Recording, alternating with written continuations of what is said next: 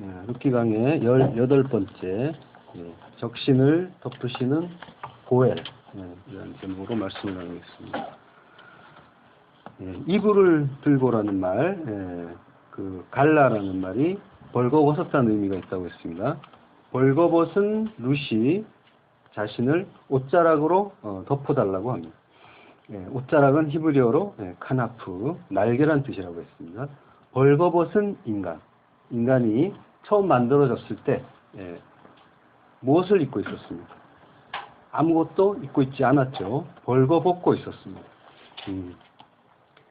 그 벗었다는 말을 들을 때 이상하다, 어색하다 이런 생각이 들 수도 있겠습니다만은 이런 생각은 오랜 시간 동안 인간이 그 죄의 어떤 이것은 좋고 이것은 나쁘다, 선과 악을 가르는 그 주체로서 자기의 상태에 대해서 자기가 판단을 하면서 자기의 상태가 좋지 않다, 선하지 않다라고 생각했기 때문에 그걸 지금 이제 우리가 이상하게 느끼는 그런 거죠. 그건 부끄러운 거야. 마음속에서 선과 악으로 판단한 다음에 그걸 이제 악이라고 규정하기 때문에 그런 마음이 드는 겁니다. 그렇다고 누디스트들처럼 옷을 입지 말자 그런 이야기도 아닙니다. 인간의 그 처음 자리, 그것이 어디 있냐 이걸 알라는 것입니다. 하나님이 인간을 창조하시고 벌거벗은 상태로 두셨습니다. 창세기 2장 25절 아담과 그의 아내 두 사람이 벌거벗었으나 부끄러워하지 아니하니라. 그러니까 벌거벗은 상태가 부끄러운 상태, 악한 상태라면 하나님은 뭔가를 입혀서 보내주셨을 겁니다. 그 처음 자리, 피조물의 그 본래 자리를 알고 그 자리에서 기뻐하고 감사하는 것, 사실은 이게 구원입니다. 선악과를 먹은 인간은 벌거벗은 상태를 기뻐하지 못하게 됐습니다.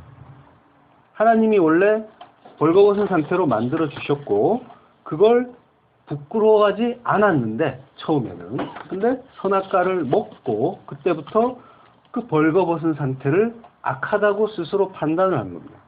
부끄러워했습니다. 그래서 하나님처럼 된 인간이 한 일이 무엇입니까? 하나님이 선이라고 하신 걸 자기가 판단해서 그걸 악이라고 생각해 버리는 겁니다. 그래서 무화과나무 이파리로 치마를 만들어 입습니다. 창세기 3장 7절 이에 그들의 눈이 밝아져 자기들이 벗은 줄을 알고 무화과나무 잎을 엮어 치마로 삼았다. 치마로 삼았다고 하는데요. 우리 성경에는 치마라고 하지만 원문은 치마가 아닙니다. 치마라고 번역된 하고르라는 말은 띠, 허리띠를 말합니다. 그 아담과 하와는 선악과를 따먹고 스스로 하나님이 됐기 때문에 선악 판단을 하나님과 관계없이 멋대로 하는 자들이 됐습니다. 그 상태에서 그들은 그들 속에는 모든 인간이 다 들어있습니다. 아담과 하와만의 문제가 아니라 우리 모두의 문제입니다. 아담과 하와, 그들을 나쁘다 할 것이 아니라 그 이야기 속에서 내 모습을 우리는 계속 보셔야 합니다. 인간들이 자기 모습을 바라보게 될 때, 이때 아담과 하와가 그랬던 것처럼 우리 모든 인간들이 부끄러워합니다. 자기 자신을 있는 그대로 보여줄 수 있는 사람은 많지가 않습니다. 그래서 많지가 않은 정도가 아니죠. 전혀 없다고 할 수 있죠. 그래서 외출을 할 때는 세수를 하고 머리를 감고 화장도 하고 옷도 잘 차려입고 그러고 그래야만 또 나갈 수가 있습니다. 그리고 누군가 방문을 할 때는 어떻습니까? 방문할 때는 집을 청소를 하게 됩니다. 당연한 것 아니냐? 예의가 아니냐? 그 정도는 맞습니다. 당연하고 예의인데 그 속에 담긴 마음은 그렇게 하지 않으면 부끄럽다, 창피하다 하는 그런 마음이 들어있다는 겁니다. 그 마음의 중심에 선악의 판단이 있고 두려움이 있습니다. 인간은 늘 주의를 의식합니다. 다른 사람들이 나를 어떤 사람으로 보느냐. 하나님의 형상을 벗고 인간의 벌거벗음이 인간들 자신에게 노출되면 인간들은 부끄러움을 느끼게 되는데 그 상태가 사실은 하나님 앞에서 진짜 부끄러운 상태가 되는 겁니다. 예수님이 십자가에 달리실 때 우리의 죄와 수치를 한 몸에 받으시고 그리고 죽으셨습니다. 그래서 속옷까지 다 뺏기는 장면이 나오죠. 병사들이 이 속옷을 나눠 갖는, 찢지는 않죠. 요한복음 19장 23절. 군병들이 예수를 십자가에 못 박고 그의 옷을 취하여 네 깃을 나눠 각각 한 깃씩 얻고 이 속옷도 취하니 이 속옷은 호지 아니하고 위에서부터 통으로 짠 것이라. 군병들이 서로 말하되 이것을 찢지 말고 누가 얻나 제비 뽑자 하니 이는 성경에 저희가 내 옷을 나누고 내 옷을 제비 뽑나이다 한 것을 응하게 하려 함이로라.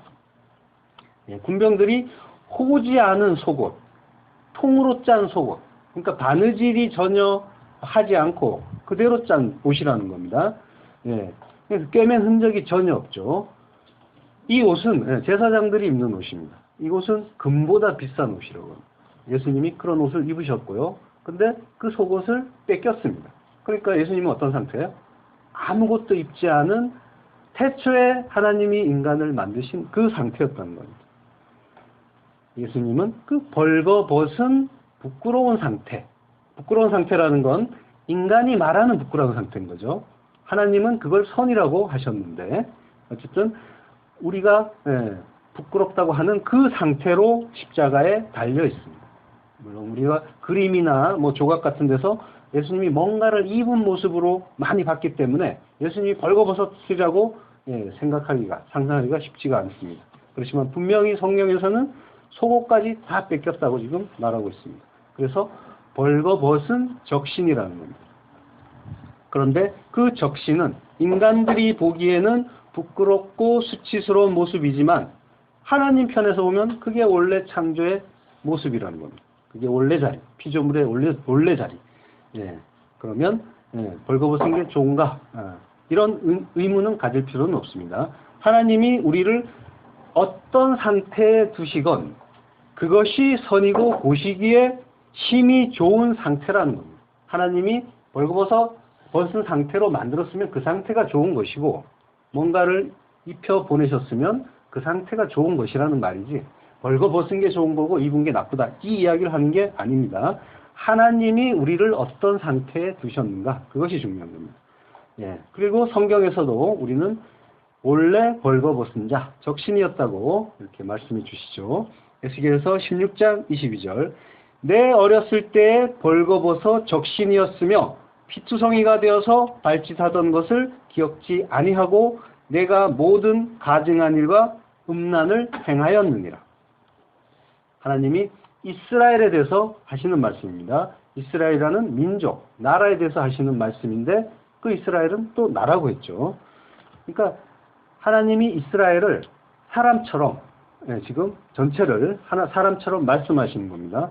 그 안에 들어있는 교회, 우리 한 사람 한 사람, 성도를 말하는 겁니다.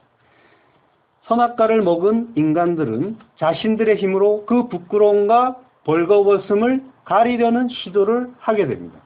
하나님처럼 되어버린 그 자신들의 힘으로 부끄러움을 가릴 옷을 스스로 만들어 입습니다.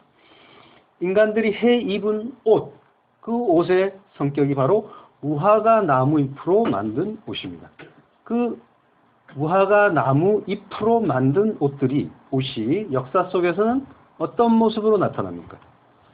바로 율법주의와 인본주의입니다. 선악과를 먹은 인간들은 모든 일을 하나님의 선하신 뜻 하나로 보지 못하고 어떤 상황, 어떤 상태에 처해도 그것이 나에게 좋은 것이라는 것, 좋은 상태라는 것, 가장 좋은 걸 하나님이 주고 계시다는 그 믿음이 없어졌기 때문에, 믿음이 없기 때문에 내가 만든 무화과 나무 이파리로 가리면서 내 부끄러움이 가려졌다 하면서 만족하고 기뻐하고 있는 것입니다. 이것이 믿음이 없는 상태입니다. 그 옷들은 인본주의, 율법주의, 그리고 인간들이 좋아하는 그 명예, 재물, 인정과 인기, 평판, 규범 이런 것들로 스스로 힘으로 그런 것들을 열심히 자기의 그 부끄러움을 벌거벗음을 가리려고 애를 씁니다. 그런 것들로. 그 아프리카나 아마존 정글에 사는 사람들을 보면 허리에 띠를 두르고 삽니다. 그 띠의 숫자가 12이라고 합니다. 이게 12이 제대로 채워지지 않으면 그 사람들끼리 그걸 부끄러운 거라고 합니다. 그러니까 한번 생각을 해보십시오. 우리가 TV로 아마존 밀림 속에 사는 부족들을 보고 있습니다. 뭐 정글의 법칙 같은 걸 본다고 할 때. 근데 그 TV 속의 원주민들이 끝만 12개 두르고 살다가 뭔가 하나 부족하거나 한두 개가 부족하거나 이럴 때 누군가가 너는 왜 끈이 하나 없느냐? 이런 한심한 놈, 창피하지도 않느냐? 제발 부끄러운 걸 좀 알아라. 라고 비판을 한다고 상상을 해보십시오. 그들을 보는 우리는 그들을 뭐라고 하겠습니까? 참 웃긴다. 그 끈이 뭐라고? 인간들이 두른 그 무화과 나무 이파리에 로 만든 그 치마, 그 끈의 성격이 바로 이것입니다. 뭔가 열심히 자기들 나름대로 이것이 제대로 된 모습이다 하면서 만들어 입었는데 하나님이 보실 때는 그것이 웃긴 겁니다. 그걸 가지고 잘했다 못했다를 또 따지고 있고 다른 사람을 정죄까지 하고 있다는 말입니다. 너희들은 정말로 웃긴다. 명예의 옷, 재물의 옷, 인정과 인기의 옷, 좋은 평판의 옷, 규범의 옷 그런 걸로 가리면 정말 부끄러움이 가려지느냐라고 하나님이 말씀하신 겁니다. 모든 것이 진리입니다. 그 아마존 또 그 아프리카 그 밀림 속에 그 원주민들을 그 띠를 두르는 것도 그거 다 진리에서 나온 겁니다. 모든 것이 하나님의 그 진리로부터 나왔는데 인간들이 그 진리를 오해하면서 살고 있는 겁니다. 만나 하면서 경상도사처럼 비슷하니까 설명을 좀 덧붙여야겠네. 그 하늘에서 내려온 만나 그걸 말하는 겁니다. 이스라엘 백성들이 그 만나를 광야 생활 내내 먹고 살았지만 그게 뭔지 모르고 먹었기 때문에 모두가 죽었던 것처럼 인간들은 모두들 하나님이 주신 그 구원의 진리를 온전하게 이해하지 못하면서 왜곡된 의미로 받아들이고 오해하면서 살고 있는 겁니다. 무화과 나무 이파리로 만든 인간의 옷. 그것은 금방 말라 비틀어지는 옷입니다. 이파리가 무성할 때는 그럴듯해 보입니다. 그렇지만 시간이 지나면 하나하나 떨어져 나갑니다. 돈, 명예, 평판, 인기, 건강 모든 것이 남는 것이 없습니다. 예수님이 무화과 나무를 저주하시니까 그 이파리들이 말라버린 사건이 있었죠. 마가복음 11장 12절. 이튿날 저희가 베다니에서 나왔을 때 예수께서 시장하신지라 멀리서 잎사귀 있는 한 무화과 나무를 보시고 혹 그 나무에 무엇이 있을까요 하셨더니 가서 보신즉 잎사귀 외에 아무것도 없더라. 이는 무화과의 때가 아님이라. 예수께서 나무에게 일러 가라사대 이제부터 영원토록 사람이 내게서 열매를 따먹지 못하리라 하시니 제자들이 이를 듣더라. 이 대목을 언뜻 보면은 무화과 나무의 때도 아닌데 그 예수님이 무화과 나무 가까이 가가지고 뭐가 있나 하면서 찾아보다가 없으니까 얘 왜 아무것도 없어 하면서 이때도 분별하지 못하면서 무화과 나무를 저주하신 그런 조금은 어리석은 행동처럼 보이기도 합니다. 그렇지만은 이것이 괜히 한 일이 아닙니다. 바로 창세기의 그 무화과 나무 치마 인간들이 그 부끄러움을 가리기 위해서 만든 그 무화과 나무 치마 그 행위를 지금 저주하시는 겁니다. 행위, 인간들이 가리려고 하는 그 행위. 이스라엘, 특히 바리새인들이 그 율법을 치마로 만들어서 자기들의 부끄러움을 가리고 나 잘하고 있다 큰 소리치면서 다른 사람들을 정죄하고 있었습니다. 행위만 무성하고 열매는 없는 상태였던 겁니다. 무화과 나무 저주 사건은 바로 이스라엘의 그 행위, 율법주의, 인본주의를 저주하신 것입니다. 예수님이 무화과를 저주하시고 하신 일이 뭡니까? 바로 다음에 나오는 구절이 성전에 들어가셔서 그 성전을 뒤집어 엎는 일을 하셨습니다. 마가복음 11장 15절 저희가 예루살렘에 들어가니라. 예수께서 성전에 들어가사 성전 안에서 매매하는 자들을 내어 쫓으시며 돈 바꾸는 자들의 상과 비둘기 파는 자들의 의자를 둘러 엎으시며. 이스라엘은 하나님을 믿는다고 하면서 하나님의 성전을 장사하는 집, 도둑의 굴혈로 만들었습니다. 믿는다고 하는 자들이 성전 안에서 매매를 하고 돈 바꾸고 장사하는 일들을 하고 있었다는 겁니다. 그 이스라엘은 바로 우리라고 했죠. 성도의 몸은 성전입니다. 너희는 거룩한 성전이라고 하셨죠. 그런데 우리가 하나님을 믿는다고 하면서 우리 마음속은 기도하는 집이 아니라 세상과 매매하고 거래하고 장사하고 있었던 겁니다. 따라서 예수님이 둘러 엎으시는 것은 또한 우리의 마음속이기도 합니다. 그리고 하나님이 무화과 이파리로 만든 치마를 벗기고 가죽옷을 입혀주셨듯이 무화과 나무를 예수님이 말려버리시고 그리고 자기를 죽여서 그 가죽옷으로 우리에게 입혀주시는 겁니다. 호지 않은 옷을 하나님이 그냥 입혀주시는 겁니다. 아담과 하와가 잘한 일이 하나도 없었습니다. 하나님께 불순종하고 이제 죽었구나 하면서 벌벌 떨고 있는데 은혜로 거저 입혀주셨습니다. 그들이 숨은 곳이 어디라고 했습니까? 바로 선악과 나무 뒤에 숨었죠. 선과 악을 구분하는 그 나무 뒤에 숨어서 그 율법과 행위의 치마를 입고 있었습니다. 그를 하나님이 찾아가셔서 거저 은혜로 무죄하게 죽은 어떤 짐승을 죽인 후에 그 제물의 가죽으로 아들의 희생이죠. 그 희생으로 만든 가죽옷을 거저 입혀 주셨습니다. 이 첫 번째, 이 사건이 첫 번째 제사입니다. 성경에서 나오는. 그러니까 하나님이 제사를 지내는데 하나님이 제사를 지내신 겁니다. 그리고 제물로 자기 아들을 죽인 겁니다.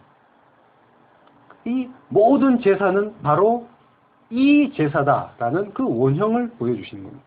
그리고 그게 뭔지 완전하게 완성시키는 모습이 바로 십자가 사건입니다.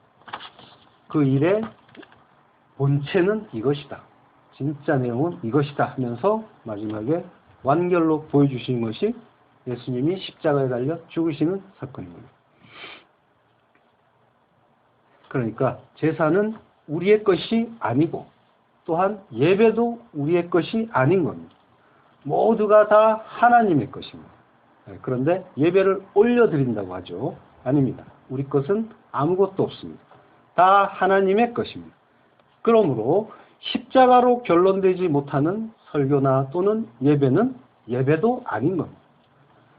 선악과를 먹고 무화과 나무 뒤에서 두려움에 떠는 그 아담과 하와가 그 모습이 바로 모든 인간의 실존입니다. 그때 성도는 가죽옷을 입혀주시는 하나님의 은혜 앞에서 감격하면서 내가 하나님이 아니군요. 하나님이 전부고 나는 아무것도 아니었군요. 그 은혜로만 사는 거군요. 내가 옷을 만들어 입으면 안 되고 하나님이 그 무죄하게 죽은 그 짐승의 그 가죽옷을 입혀주셔야, 거저 입혀주셔야 내가 사는 거군요. 이걸 아는 자가 자기 부인을 한 자고 그를 죽었다고 하는 겁니다. 그러면 하나님의 은혜가 그 죽음을 감싸서 참 생명으로 일으켜 세우는 겁니다. 그런데 성경은 그 무화과 나무 잎으로 만든 그 세상의 옷, 인간의 옷을 가리켜 또 벌거벗음이라고 합니다. 요한계시록 3장 17절. 내가 말하기를 나는 부자라 부요하여 부족한 것이 없다 하나 내 곤고한 것과 가련한 것과 눈먼 것과 벌거벗은 것을 알지 못하는도다. 열심히 뭔가를 만들어 입었는데 오히려 그게 벌거벗은 거를. 아담과 하와가 만들어 입은 것이 바로 그 모습이죠. 열심히 뭔가를 만들어 입었는데 치마인 줄 알았는데 알고 보니까 끈입니다. 아무것도 가린 게 없습니다. 하나님은 그 벌거벗은 자, 우리들을 찾아오셔서 옷이라고 하지만 아무것도 가리지 못하는 그 옷도 아닌 그걸 벗겨내고 무제한 짐승의 희생으로 만들어진 그 은혜의 옷으로 갈아입히시는 것. 이것이 바로 구속사의 전 내용인 겁니다. 그러니까 역사는 인간들의 무화과나무 이파리 그 옷과 하나님의 은혜의 옷, 이것의 일종의 싸움이라고 할 수가 있는 겁니다. 하나님은 창세기부터 계속해서 그 옷이 아니라 이 옷을 입으라 라고 가르쳐 주시고 또 입혀 주시기까지 합니다. 우리는 그런데 선과 악을 가르는 두 마음, 에피뚜미아, 탐심이라고 했죠. 그걸로 이게 더 멋진데 왜 그걸 입으라고 하세요? 나도 멋진 옷 만들어 입을 수 있는데 왜 아무것도 하지 않은 그 은혜의 옷만 입어야 합니까? 하면서 반발하고 있는 겁니다. 아니다. 그 옷 아니다. 하시면서 무화과 나무 이파리를 아예 말려버리시고 스스로 십자가의 제물로 바쳐져 죽으시고 당신의 가죽으로 은혜의 옷을 입혀주시는 것이 바로 하나님의 크신 은혜의 구속사인 겁니다. 주님께서 무화과나무 잎사귀 옷을 입고 벌거벗은 자들에게 뭐라고 합니까? 요한계시록 3장 18절 내가 너를 권하노니 내게서 불로 연단한 금을 사서 부요하게 하고 흰 옷을 입어 벌거벗은 수치를 보이지 않게 하고 안약을 사서 눈에 발라 보게 하라. 의의 흰 옷으로 갈아 입으라고 하는 겁니다. 흰 옷을 입어라. 그 흰 옷은 뭡니까? 의의 옷. 그 옷은 어린 양의 피에 씻은 흰 옷이었죠. 그걸로 그 불로 연단한 금으로 사는 그 흰 옷. 그 옷인 겁니다. 그 옷을 입고 그리고 벌거벗은 수치를 가리라는 겁니다. 갈라디아서 3장 27절 누구든지 그리스도와 합하여 세례를 받은 자는 그리스도로 옷 입었느니라. 바로 성도에게 입혀주시고자 하는 옷, 끝까지 이걸 입으라고 가르쳐 주시는 옷은 바로 그리스도라는 옷인 겁니다. 가죽옷, 다른 옷이 아닙니다. 그리스도로 옷 입은 자들은 하나님의 형상이라고 하는 거고 그렇게 그리스도에게 장악된 상태를 순종이라고 하는 겁니다. 그렇게 처음 자리로 돌아온 루시 보아스에게 당신의 옷자락으로 시녀를 덮어주세요 라고 합니다. 나는 벌거벗은 자입니다. 나를 불쌍히 여겨주세요. 당신의 옷자락으로 카나프 은혜의 날개로 덮어서 나를 구원해 주세요 라고 하는 겁니다. 옷자락으로 덮는 거는 또 그들에게는 또 결혼의 의미가 있습니다. 그리고 그 결혼은 우리가 창세기에서 봤듯이 결혼이 또 구원이었죠. 예수 그리스도와의 결혼. 계시록에서 마지막 때의 어린 양과의 혼인잔치. 이 결혼이 구원의 의미를 담고 있습니다. 룻은 자기의 그 무력함을 아는 자이기 때문에 그 은혜의 날개를 간절히 구하는 자가 된 겁니다. 그걸 덮어줄 보아스. 그는 어떤 사람입니까? 당신이 기업을 물을 자가 됨이니이다. 기업 물을 자라고 합니다. 기업 물을 자. 고엘입니다. 고엘이라고 합니다. 고엘은 그 가알이라는 동사에서 나온 명사 같은 분사입니다. 분사인데 품사는 뭐 분사 명사지만 명사처럼 쓰입니다. 그러니까 가알은 되사다, 무르다라는 뜻이죠. 그리고 근친의 역할을 행하다. 근친이 하는 일이 바로 기업 무르는 거죠. 그러니까 그런 뜻이 있는 단어가 가알인데 거기에서 나온 분사가 고엘입니다. 그러니까 무슨 뜻입니까? 되사는 자.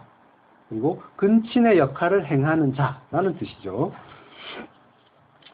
레위기 25장 23절 토지를 영영히 팔지 말 것은 토지는 다 내 것임이라. 너희는 나그네요 우거하는 자로서 나와 함께 있느니라.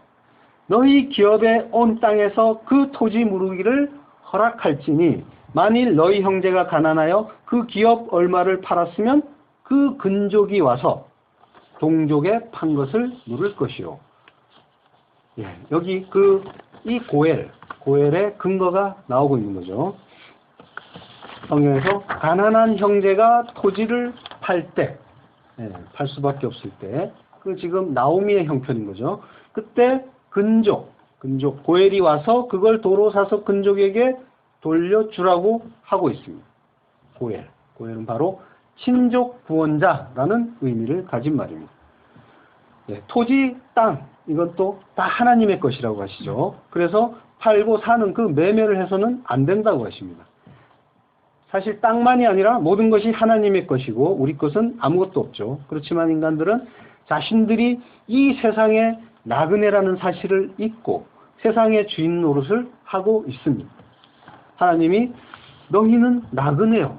우고하는 자로서 나와 함께 있다라고 지금 말씀하셨는데요. 그러니까 나그네인데 잠시 지나가는 자인데 그 잠시 지나간다는 걸 까맣게 잊어버린 겁니다. 이 인생을 사는 동안에 나는 여기에서 뿌리를 내리고 잘 먹고 잘 살아야 하는 존재로 완전히 착각을 하면서 살아간다는 겁니다.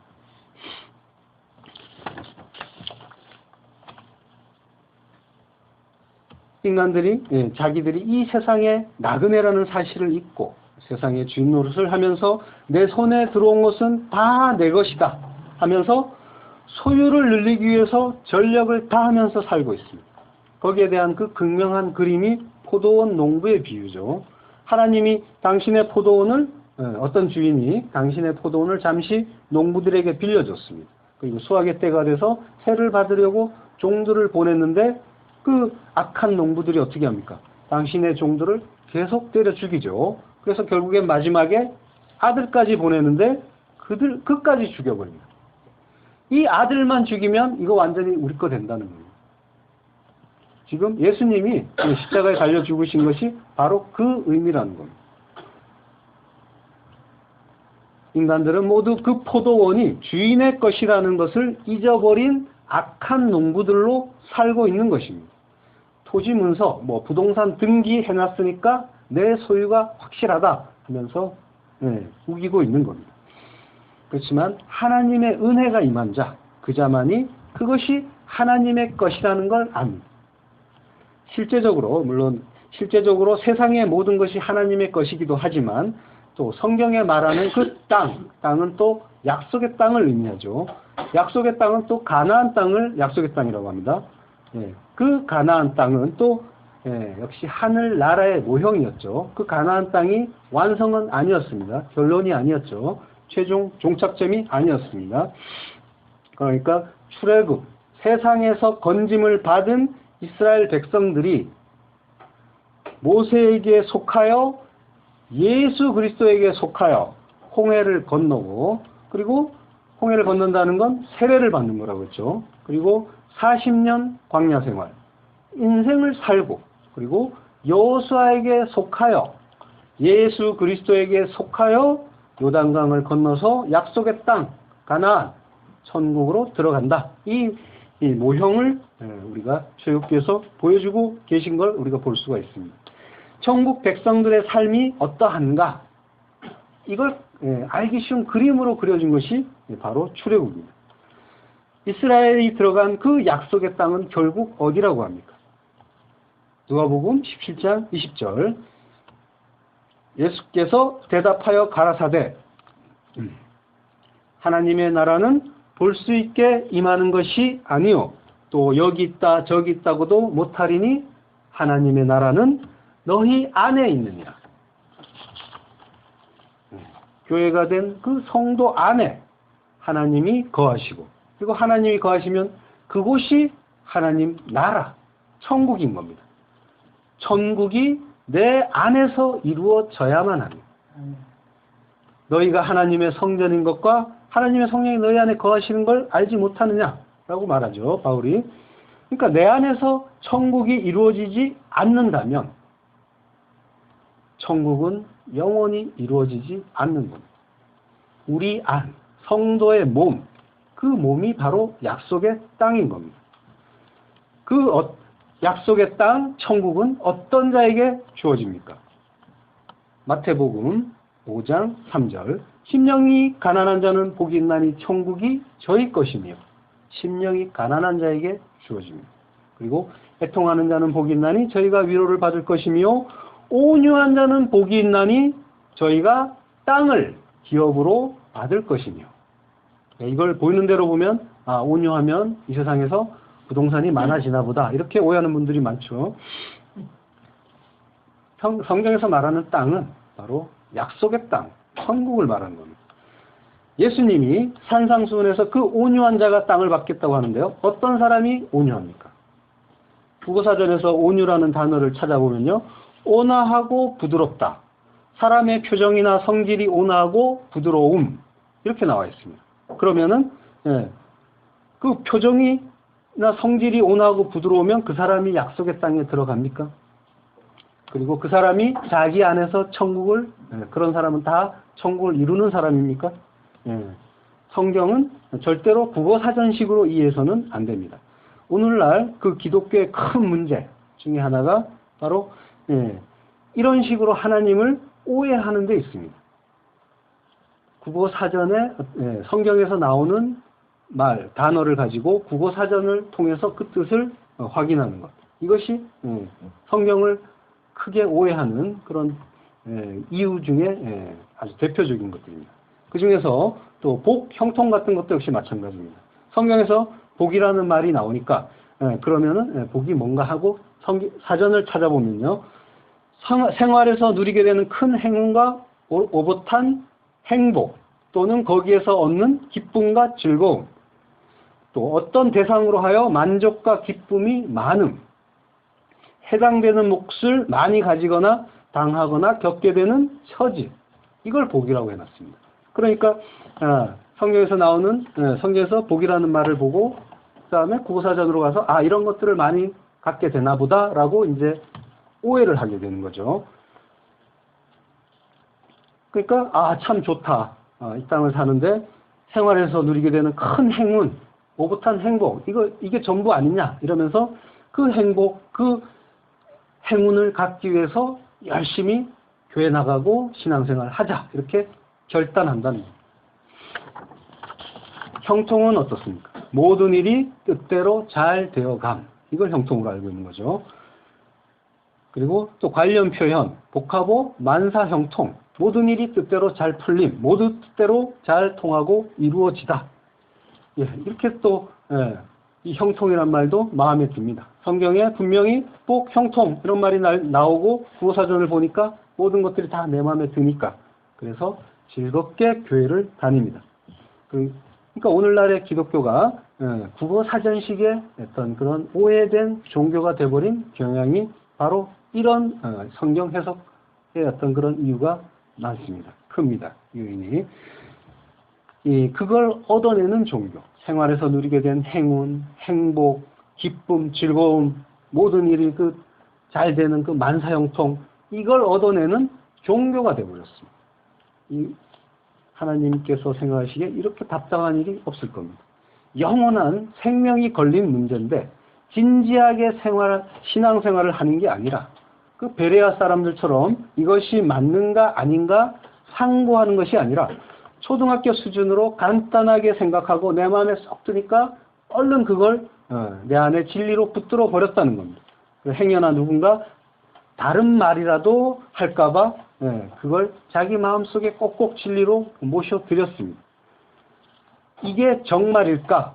성경 어딘가에선 고난을 받아야 한다고 하고 내 나라는 여기가 아니라고 하시는데 그리고 보이지 않는 것을 보는 것이 믿음이라고 하는데 하면서 그 조금은 의심을 하고 품고 성경 말씀을 확인해 보는 그런 노력은 하지 않고 그거 아니다 하면 쓸데없는 소리 하지 말라 너 이단 아니냐 하면서 반발하고 의혹의 시선을 보내는 겁니다.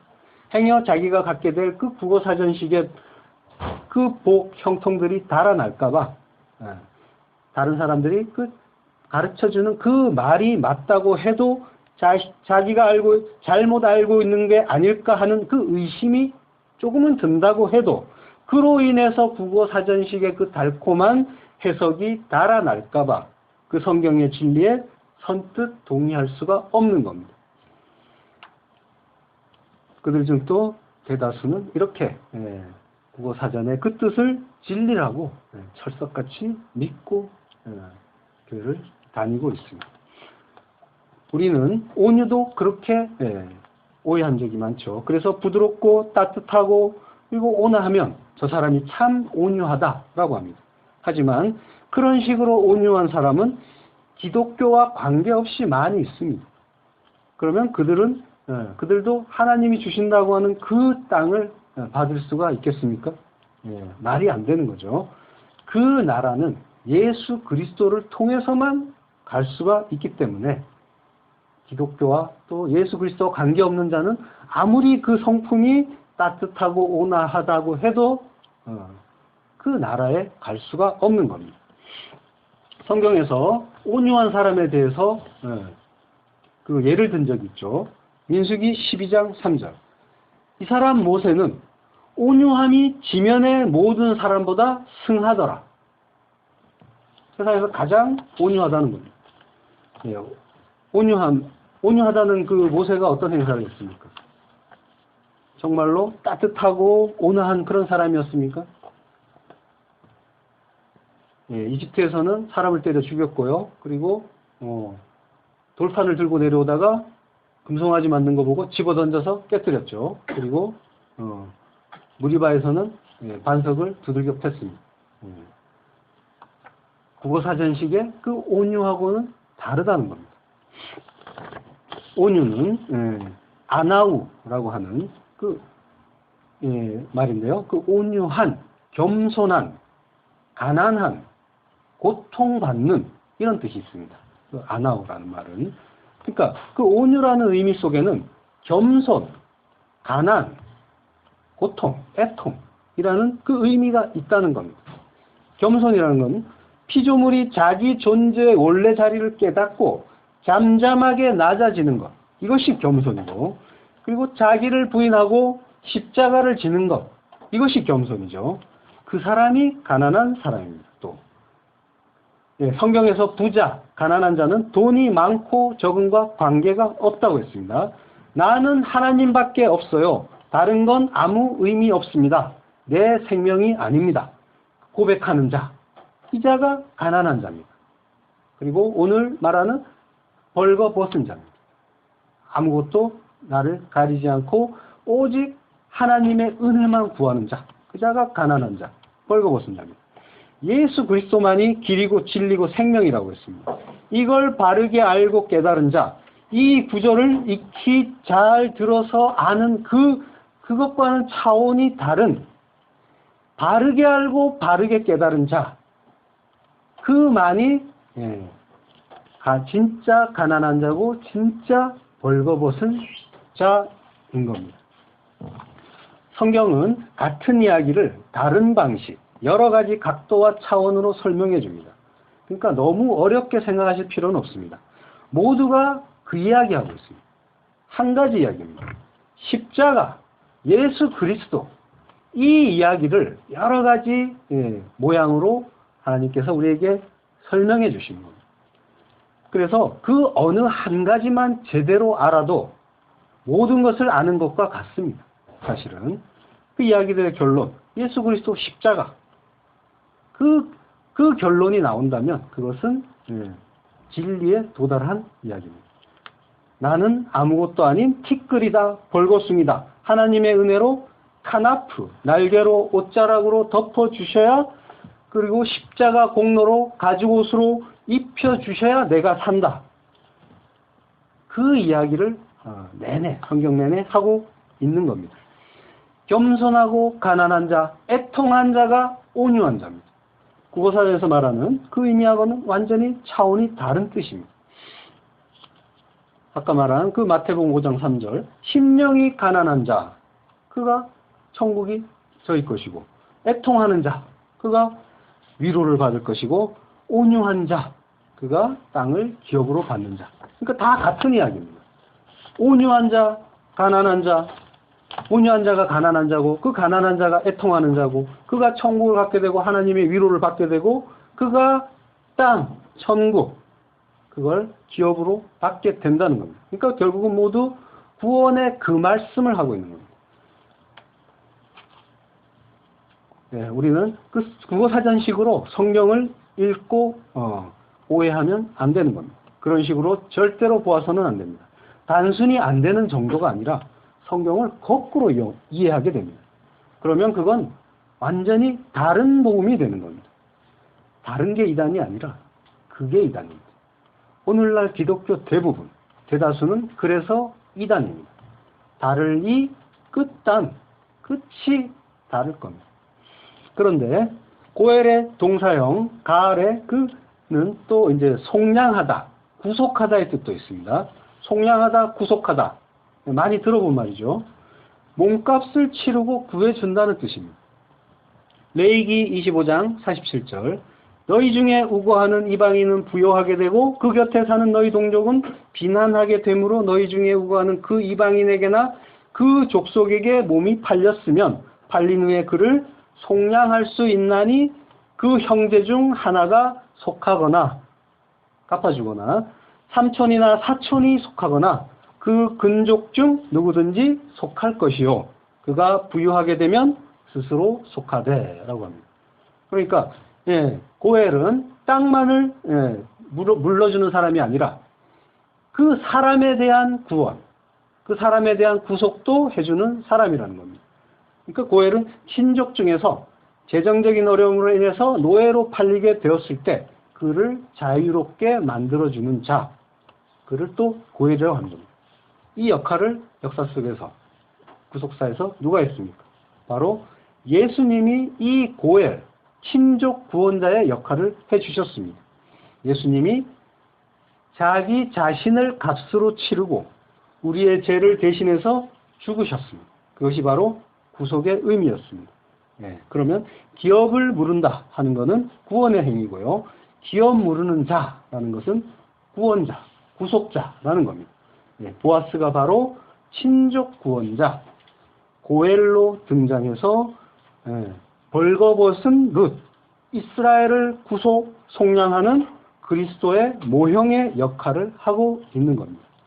벌거벗은 적신의 룻이 이 땅의 주인인 보아스와 결혼을 해서 그 보아스의 삶에 연합이 되는 구원의 모양을 보여주는 겁니다. 이것이 신랑이신 하나님께서 신부인 교회를 당신의 옷자락, 날개, 르아흐, 영으로, 성령으로 덮어서 당신과 연합하시는 구원의 이야기를 모형하고 있는 겁니다. 출애굽기 6장 6절 그러므로 이스라엘 자손에게 말하기를 나는 여호와라. 내가 애굽 사람의 무거운 짐 밑에서 너희를 떼어내며 그 고역에서 너희를 건지며 편탈과 큰 재앙으로 너희를 구속하여 너희로 내 백성을 삼고 나는 너희 하나님이 되리니 나는 애굽 사람의 무거운 짐 밑에서 너희를 떼어낸 너희 하나님 여호와인 줄 너희가 알지라. 내가 아브라함과 이삭과 야곱에게 주기로 맹세한 땅으로 너희를 인도하고 그 땅을 너희에게 주어 기업을 삼게 하리라. 나는 여호와로라 하셨다 하라.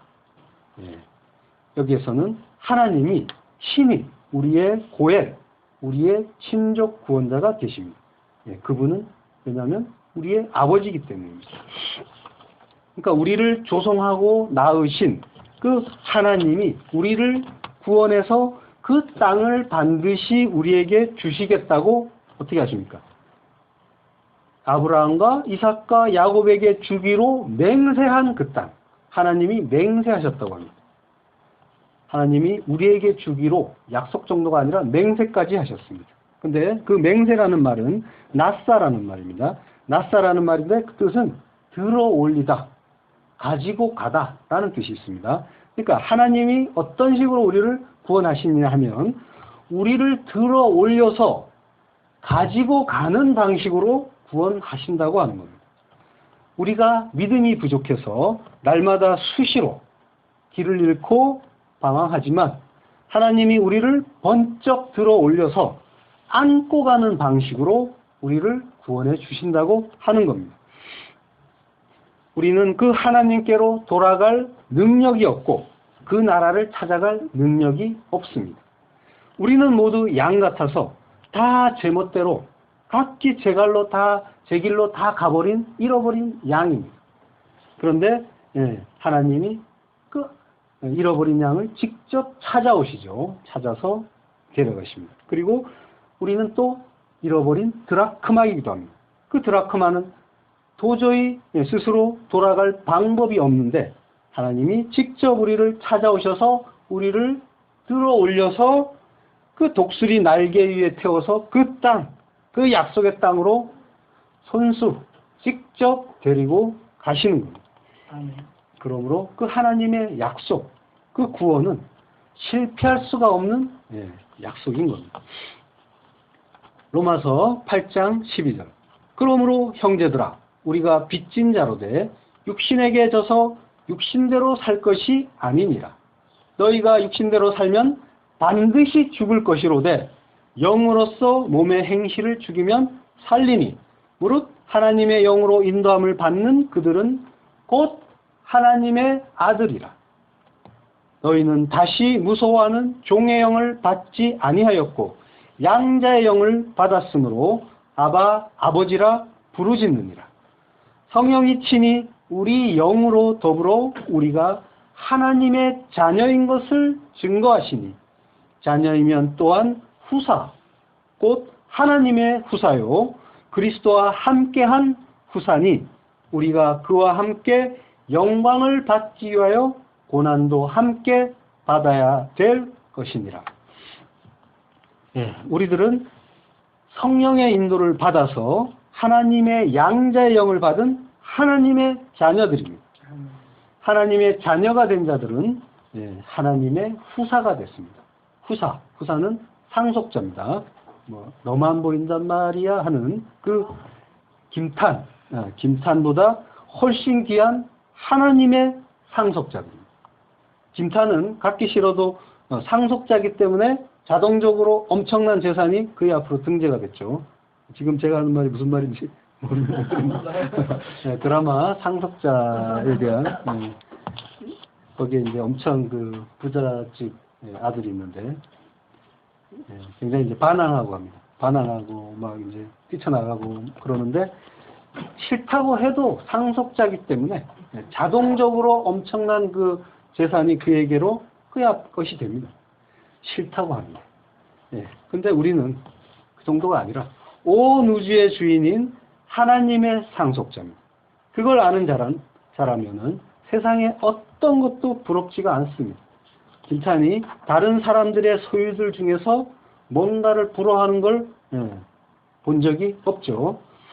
믿음의 눈으로 천국을 바라보는 자들은 김탄보다 훨씬 더 부유한 자들입니다. 따라서 부러울 것이 없는 겁니다. 그런데 단서가 하나 붙어 있죠. 우리가 그와 함께 영광을 받기 위하여 고난도 함께 받아야 될 것이니라. 이 세상에서 고난을 받아야 한다고 합니다. 보이지 않는 세상을 보는 그 믿음의 눈을 가진 자는 이 세상에서 고난을 받는 자입니다. 그러나 이 고난은 우리가 생각하는, 상상하는 그런 식의 고난은 아닙니다. 예수 믿는다고 남편에게, 시어머니에게 핍박받는 그런 고난이 아니고요. 가난하다고 무시당하고 소외되고 하는 그런 고난도 아닙니다. 바로 자기 부인의 고난입니다. 세상의 핍박과 박해와 수모 이런 것과는 차원이 다르고요. 예수를 믿는 자는 누구나 겪어야 하는 그 그리스도의 고난은 바로 자기 부인의 고난이고 우리는 다 그 고난을 통과해야만 하는 겁니다. 로마서 8장 29절. 하나님이 미리 아신 자들로 또한 그 아들의 형상을 본받게 하기 위하여 미리 정하셨으니 이는 그로 많은 형제 중에서 맏아들이 되게 하려 하심이니라. 하나님의 아들이면서 많은 형제 중에 맏아들 예수 그리스도, 그 교회의 머리이신 예수 그리스도께서 우리의 친족 구원자 고엘인 겁니다. 그분은 우리의 친족이면서 구원자입니다. 그래서 고엘입니다. 우리는 룻처럼 전부 벌거벗은 자들입니다. 하나님이 눈과 귀를 열어주셔서 그걸 아는 자들만 내가 벌거벗었다는 것을 깨닫고 그리고 은혜의 옷자락으로 덮어달라고 간구할 수 있게 됩니다. 무화과 나무 이파리로 열심히 자기의 부끄러움을 가린 자들은, 그래서 자기가 부끄러운 자다, 벌거벗은 자라는 것을 알지 못하는 자들은 끝까지 자기의 부끄러움을 가릴 수 없기 때문에 죽을 때까지 그걸 가지고 갑니다. 그러다가 그 세상의 것, 행위와 율법 이런 것들로 끝까지 자기를 가리면서 하나님의 은혜에 모든 것을 맡기지 못하는데, 그러다가 결국은 언제 가려달라는 비명을 지르게 됩니까? 바로 마지막 날입니다. 마지막 날에 그들은 은혜의 옷으로 가려달라는 말을 할 수가 없기 때문에 그때 바위로 자기를 가려달라고 소리치게 됩니다.